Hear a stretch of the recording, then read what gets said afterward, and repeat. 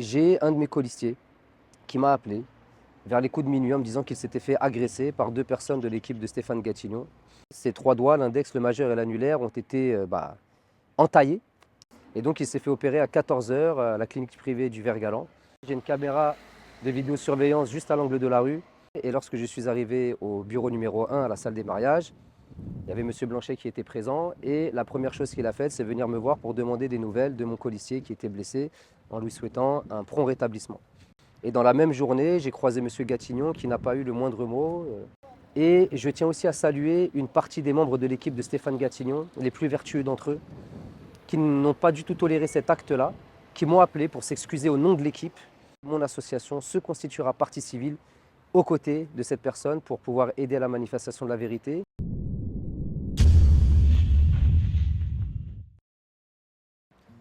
Bonjour à tous, je me trouve devant le panneau d'affichage libre que vous voyez ici derrière moi, situé juste devant la mairie de Sevran, à l'angle de l'avenue Henri Dunant et l'avenue du Général Leclerc. Pourquoi j'ai fait une vidéo devant ce panneau? Parce que dans la nuit du vendredi 13 mars au samedi 14 mars, vous savez que la campagne officielle se terminait à minuit et donc les équipes des différents candidats en général restent devant les panneaux pour pouvoir avoir l'affiche de l'un de leurs candidats visible sur l'ensemble des panneaux de la ville.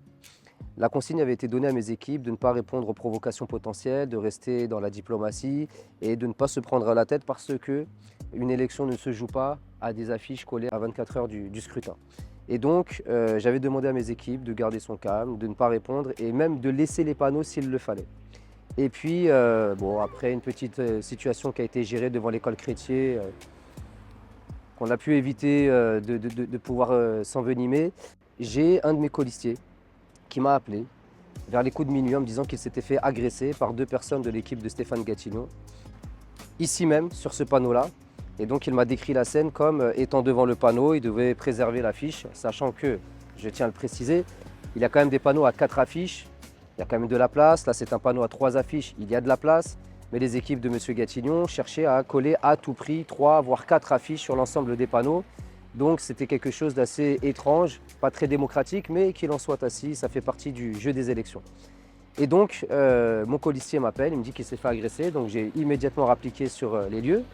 Il me dit qu'une personne l'a attrapé par le cou en arrière, ou en tout cas l'a tiré vers l'arrière, et que l'autre l'a poussé, et que pour éviter de tomber, il s'est accroché en haut du panneau ici, avec sa main gauche, pour éviter de tomber en arrière, et que c'est du métal, c'est assez saillant. Et ses trois doigts, l'index, le majeur et l'annulaire, ont été entaillés. Et donc quand je suis arrivé, il saignait quand même assez abondamment. Mais les personnes de l'équipe de M. Gatignon étaient déjà parties. Et je tiens à souligner quand même certains éléments, c'est que lorsque je suis arrivé, il y avait deux personnes de l'équipe de M. Blanchet, des colleurs, qui étaient là et qui immédiatement m'ont dit qu'ils avaient été témoins de la scène et que mon colistier, colleur, s'était fait agresser par ces deux individus. Ensuite, il y a d'autres personnes qui sont arrivées de l'équipe de M. Blanchet, qui ont donné les premiers soins, qui ont donné des pansements pour pouvoir essayer d'empêcher de saigner au maximum. Et puis, il y a des personnes qui sont venues d'une autre liste. M. Mogango est venu avec certains de ses colistiers, se sont arrêtés. Et vous savez que M. Blanchet et moi, ce n'est pas le grand amour, mais je tiens à saluer quand même la réaction des équipes de M. Stéphane Blanchet face à cette situation, qui ont dit que malgré les divergences politiques, on était quand même sur de l'humain et que la campagne électorale n'avait pas à donner lieu à ce type de violence physique envers des candidats, envers des membres de l'équipe. Et donc j'ai dû emmener mon colistier à l'hôpital du Vert-Galant, qui est spécialisé dans la main, et ils nous ont demandé de revenir le lendemain pour une opération, donc le samedi 14 mars. Et donc il s'est fait opérer à 14 h à la clinique privée du Vert-Galant. Et résultat des courses, donc 3 doigts entaillés avec une section partielle des tendons du majeur et de l'annulaire, une section aussi du nerf du majeur, et donc quand même une blessure assez importante avec 2 semaines d'interruption et d'arrêt maladie.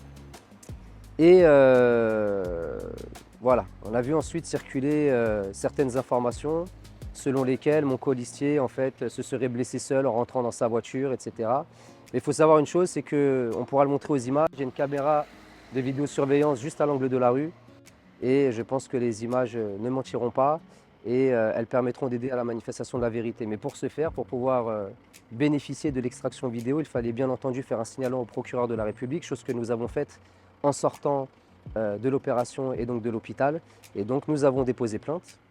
Nous avons demandé une extraction vidéo, nous avons demandé une consultation du médecin des unités médico-judiciaires, les UMJ, pour avoir le nombre d'ITT correspondant à la gravité de la blessure et au retentissement psychologique. Et donc, voilà, on m'a confirmé que la vidéo était fonctionnelle, qu'elle était orientée dans le bon angle, et donc que les images étaient exploitables pour pouvoir savoir ce qui s'était réellement passé lors de ce jour-là. Je tiens aussi à préciser plusieurs choses. Dimanche, donc, c'était le jour du premier tour. Habituellement, dans la coutume, les candidats font le tour des bureaux de vote pour aller saluer le personnel, pour aller saluer les assesseurs. Donc c'est ce que j'ai fait. Et lorsque je suis arrivé au bureau numéro 1, à la salle des mariages, il y avait M. Blanchet qui était présent. Et la première chose qu'il a faite, c'est venir me voir pour demander des nouvelles de mon colistier qui était blessé, en lui souhaitant un prompt rétablissement. Alors comme je l'ai dit, vous savez que je suis en procédure contre M. Blanchet. Nous pouvons avoir des grosses divergences au niveau politique, mais je salue quand même, il faut savoir dire quand les choses se font correctement quand même. Et je trouve que ce geste était quand même assez important. Et dans la même journée, j'ai croisé M. Gatignon qui n'a pas eu le moindre mot. Et j'étais même surpris qu'il n'appelle pas. Quelle que soit la situation, quelles que soient les choses qui lui ont été remontées, quelle que soit la manière dont se sont déroulées les choses et les événements, il y a quand même un colistier qui a été blessé, le sang a coulé. Il y a eu une opération, il en a été informé et je trouve très dommage qu'il n'ait pas pris la peine d'appeler pour savoir ne serait-ce comment allait mon colistier. Par contre, il y a eu de nombreux messages de soutien et je tiens à remercier toutes les personnes qui ont apporté leur soutien à mon colistier, que ce soit de manière physique ou par des appels téléphoniques ou des messages. Et je tiens aussi à saluer une partie des membres de l'équipe de Stéphane Gatignon, les plus vertueux d'entre eux, qui n'ont pas du tout toléré cet acte-là, qui m'ont appelé pour s'excuser au nom de l'équipe et qui ont dit qu'ils ne partageaient pas du tout ces méthodes parce qu'une campagne devait se dérouler dans la dignité et surtout pas franchir la ligne rouge de la violence physique. Et donc je tiens aussi à saluer ces personnes-là de l'équipe de Stéphane Gatignon qui démontrent qu'au sein de cette équipe, il y a aussi des personnes qui ne souhaitent pas tomber dans ce genre de dérive.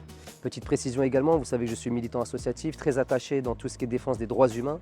Et au vu de l'agression qu'il y a eu envers mon colistier, mon association se constituera partie civile aux côtés de cette personne pour pouvoir aider à la manifestation de la vérité, faire en sorte que ces personnes puissent être sanctionnées et que surtout il puisse y avoir une réparation du préjudice parce qu'à l'heure actuelle nous ne savons toujours pas s'il pourra retrouver l'intégralité de sa mobilité, de sa sensibilité au niveau de ses doigts. C'est quand même une blessure assez importante.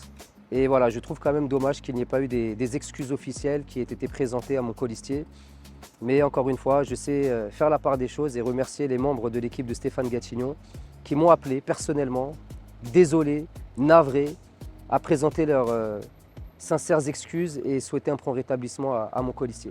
Donc voilà, je pense qu'il était important quand même de faire cette vidéo-là parce que voilà, on peut avoir des débats, on peut ne pas être d'accord, on peut critiquer des bilans, on peut critiquer des actions, mais nous ne devons jamais, et je dis bien jamais, sombrer dans la violence. Nous avons une responsabilité. Il est dit que l'exposition fait l'éducation. Je ne veux pas que nos jeunes générations soient exposées à ce type de comportement. C'est indigne d'une campagne électorale, c'est indigne des Sevranais que nous sommes et des personnes qui souhaitons vivre ensemble dans le respect de la différence, dans le respect de tout un chacun.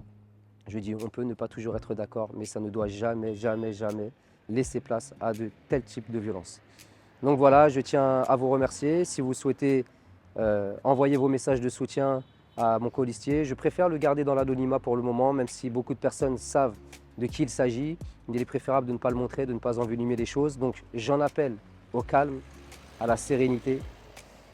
Vendredi, ça sera la fin de la campagne officielle du deuxième tour. Et donc, il y aura de nouveau cette volonté de pouvoir coller les affiches de son candidat. Et j'en appelle à l'ensemble des équipes, tous les candidats, au calme, au respect, à la sérénité et à bannir définitivement ce type de comportement. J'espère que tout se passera bien et puis nous continuerons la mobilisation. Et n'oubliez pas que la remontada, c'est quand même dimanche. On compte sur vous, mobilisons-nous dans les urnes pour mettre fin à ce système des deux Stéphane. Nous sommes la troisième liste, nous sommes l'alternative la plus juste, la plus digne, la plus sincère. Donc n'hésitez pas à nous donner de la force et je vous donne rendez-vous dimanche 22 mars 2026 au sein des bureaux de vote.